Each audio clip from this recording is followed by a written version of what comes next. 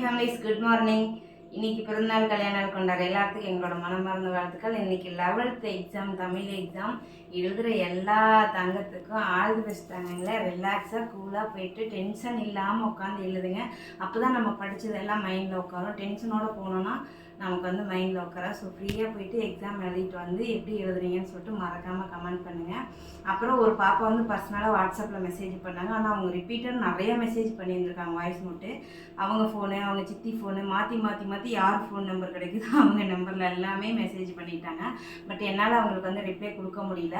But அந்த பொண்ணோட அக்கா இன்றைக்கி 11th எக்ஸாம் எழுத போகிறாங்க. அவங்களும் தமிழ் எக்ஸாம் தான் எழுத போகிறாங்க. ஸோ அவங்களுக்கு ப்ளஸ் பண்ணிடுங்க. ஆல் தி பெஸ்ட் தாங்க. நல்லபடியாக எக்ஸாம் பண்ணிட்டு வாங்க, சரிங்களா? இன்றைக்கி நம்ம வீட்டில் என்ன ஸ்பெஷல்னு பார்த்தீங்கன்னா, சீரக சம்பா போட்டு தக்காளி சாதம், அதுக்கப்புறமா ஆனியன் ரைத்தா, ரக்ஷோட ஃப்ரெண்டுக்கு ரக்ஷுக்கு அப்படிங்கிற ஃப்ரெண்டுக்கும் இன்றைக்கி வந்து சாப்பாடு கொடுத்து விட்றேன். ஏன்னா அந்த பொண்ணு தேனியாடா தூத்துக்குடி. அன்னைக்கே சொன்னால் அன்னைக்கு கொஞ்சம் என்னமோ கொடுத்து விட்டேன், பெருசாக கொடுத்து விடல.